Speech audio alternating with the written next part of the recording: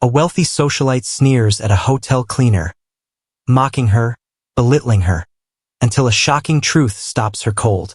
The woman she insulted doesn't just work here. She owns the entire hotel. What happens next will change everything she thought she knew about power, privilege, and success. The grand lobby of the Empire Regency Hotel in New York City gleamed under the warm glow of a cascading chandelier. A place of luxury, where wealth whispered through the air like an unspoken code. Marble floors stretched endlessly, their polished surfaces reflecting the perfectly dressed clientele who moved with an air of entitlement. Crystal vases held fresh orchids flown in from Singapore, and the soft murmur of jazz floated from an unseen speaker, completing the illusion of perfection.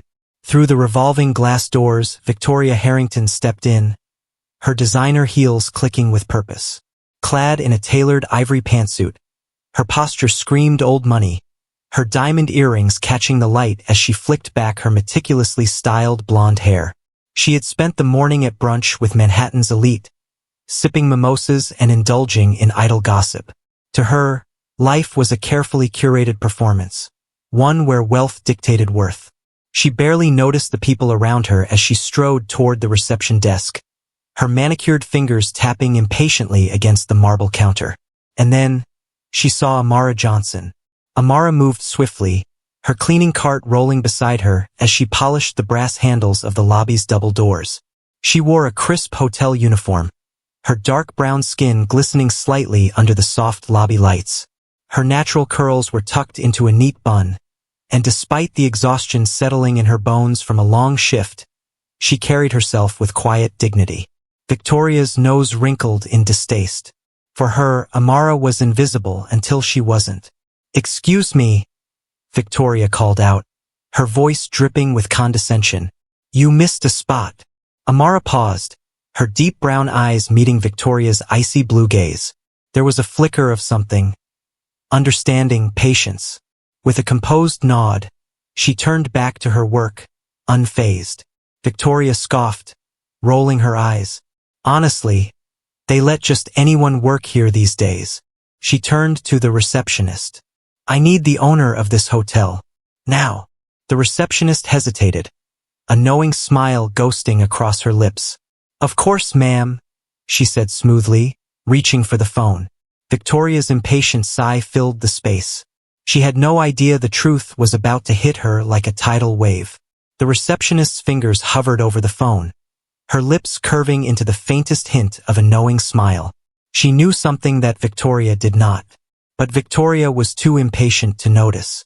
She drummed her manicured nails against the counter, exhaling sharply. "I don't have all day," she snapped. "Whoever owns this hotel needs to hear about the level of incompetence happening under their nose." Behind her, Amara remained silent, continuing to polish the brass. She had heard it all before.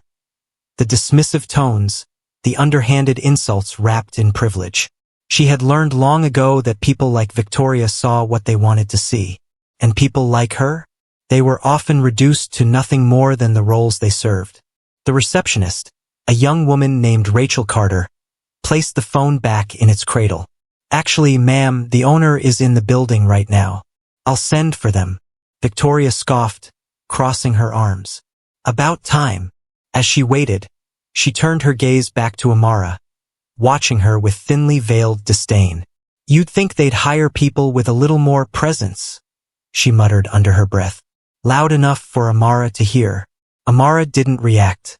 Instead, she turned and pushed her cleaning cart toward the hallway, her fingers tightening around the handle. She had faced worse, but that didn't mean it didn't sting. Victoria turned back toward the desk. "And while we're at it, I'd like to file a complaint about." She never got to finish her sentence.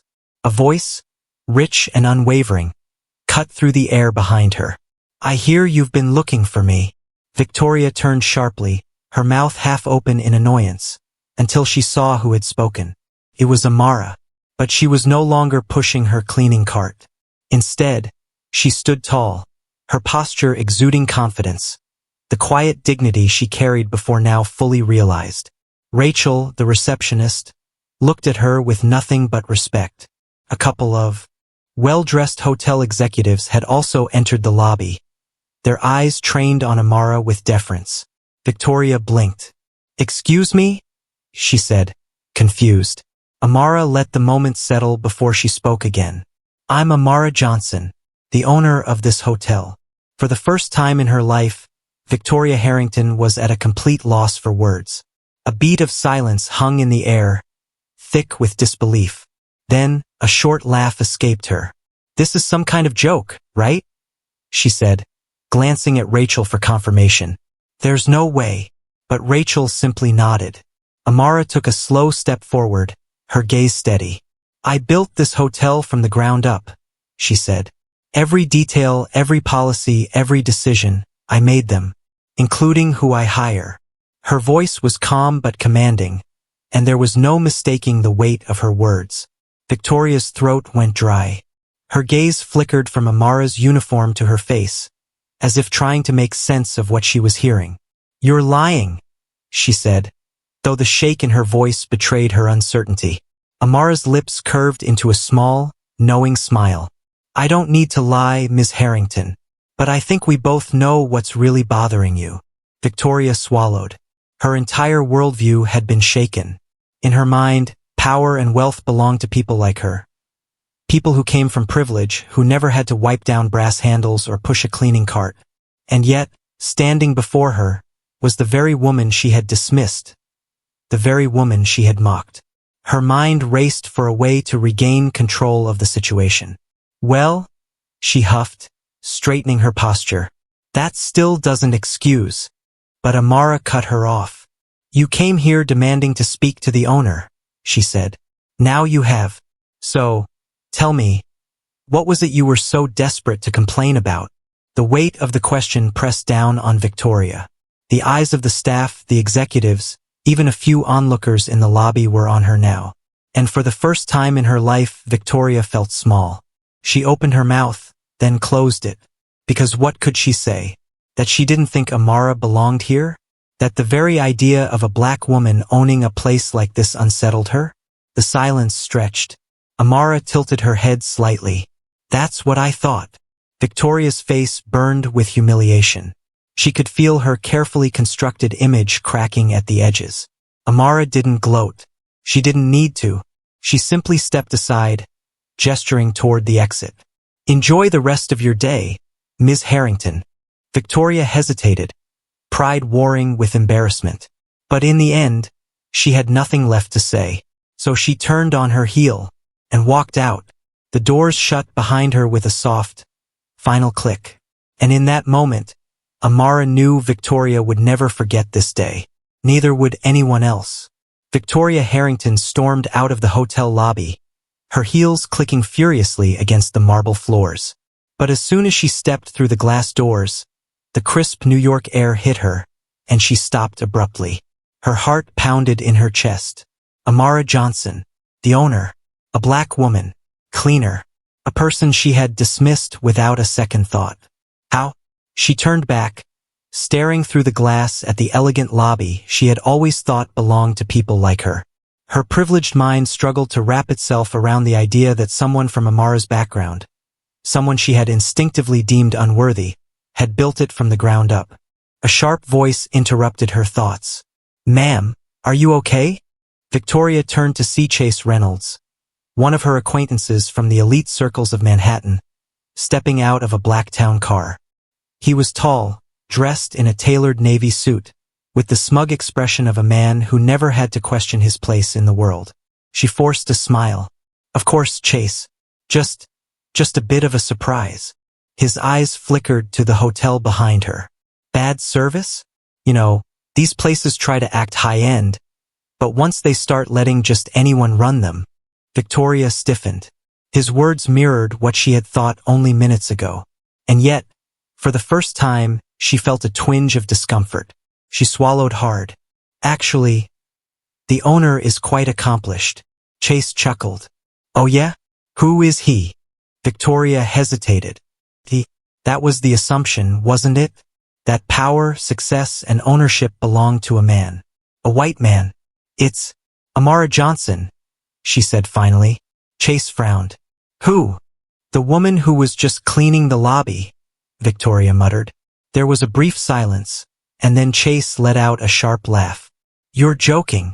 I'm not. Chase's laughter died, and his face darkened. That's ridiculous. A cleaning lady owns a place like this? Come on, Victoria. Something about his tone made her uneasy.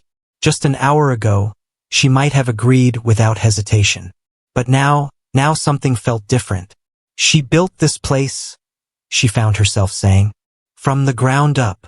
Chase scoffed. Sure, probably married rich or played the race card. You know how it is these days. Victoria's stomach twisted.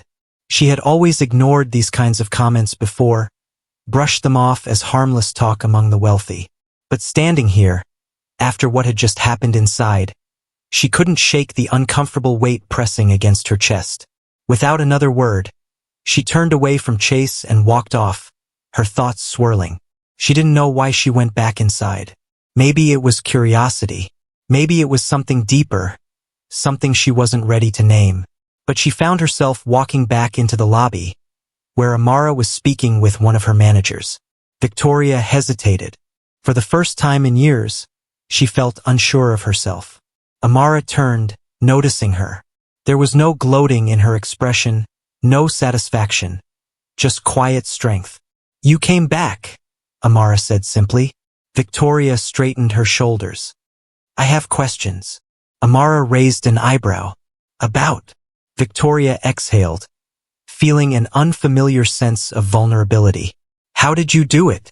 Amara studied her for a moment, then gestured toward the private lounge area off to the side. Come with me. The lounge was dimly lit, designed for quiet conversations away from the bustling hotel floors. Victoria sat stiffly in a leather chair while Amara settled across from her. You want to know how I got here? Amara said. Victoria nodded. Amara leaned back, crossing her legs. I grew up in Harlem. My mom worked as a housekeeper. My dad was a taxi driver. We didn't have much, but they worked hard. And they taught me to do the same. Victoria stayed silent. I worked my first cleaning job when I was 16, Amara continued. Not because I wanted to, but because we needed the money. I spent years scrubbing floors, taking double shifts, saving every dollar I could. And when I wasn't working, I was studying. I got into NYU on scholarships and grants. I studied business, worked 2 jobs, and slept maybe 4 hours a night. Victoria's throat felt tight. I started working in hotels as a receptionist, Amara said. Then as a manager. And I learned everything I could. Every mistake, every success, I studied them all. Her gaze sharpened. And then, when I finally had enough saved, I took a risk. I bought a small property uptown, turned it into a boutique hotel.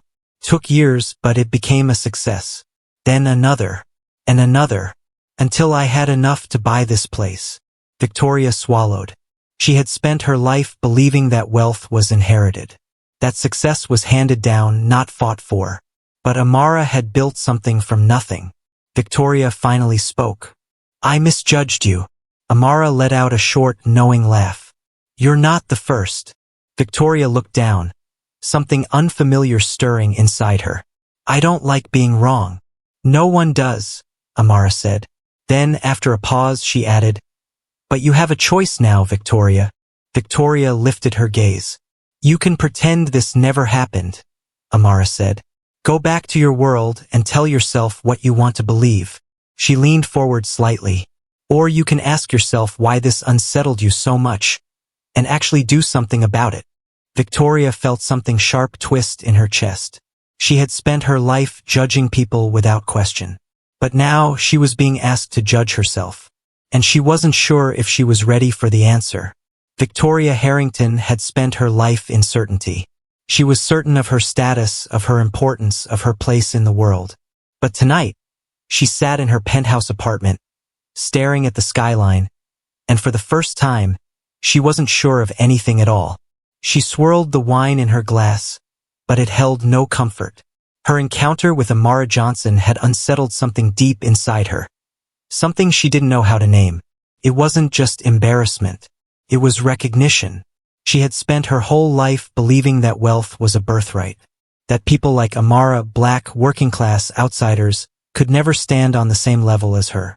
But Amara had shattered that illusion with quiet strength and undeniable success. And now, Victoria was left staring at the pieces of her own ignorance. Her phone buzzed. A message from Chase Reynolds. "Drinks tomorrow? I've got some real estate opportunities. You'll want in." She exhaled, closing her eyes. Chase, her world. The people she had always surrounded herself with. The ones who would laugh off what happened today, dismiss it as a fluke, a token success story that meant nothing in the grand scheme of things. The ones who would never allow someone like Amara to sit at their table. A notification flashed on her screen. Breaking news. Empire Regency Hotel wins Industry Leadership Award. Victoria's breath caught. The article featured a picture of Amara standing proudly in front of the hotel. The woman she had once mocked for being a cleaner. The woman who had built an empire brick by brick. Victoria hesitated. Then, with slow deliberation, she typed a reply to Chase. "I'm out." She hit send before she could think twice. And then, she picked up her phone again. This time, searching for a number she never thought she'd call. The next afternoon, Amara Johnson was reviewing quarterly reports in her office when her assistant knocked. "Miss Johnson," she said hesitantly, "you have a visitor." Amara glanced up. "Who?" The assistant shifted uncomfortably. "Victoria Harrington." Amara's eyebrows lifted slightly, but she kept her voice even. "Send her in." A few moments later, Victoria stepped inside. She was dressed impeccably, as always, but there was something different about her. A tension in her shoulders. A hesitation in her step. She wasn't here to mock. She was here to listen. Amara gestured toward the chair across from her desk. "Didn't expect to see you again so soon." Victoria let out a small, nervous laugh. "Neither did I." Amara folded her hands. "What can I do for you, Miss Harrington?" Victoria exhaled. "I owe you an apology." A beat of silence. Amara tilted her head slightly. "Go on." Victoria looked down, gathering her words.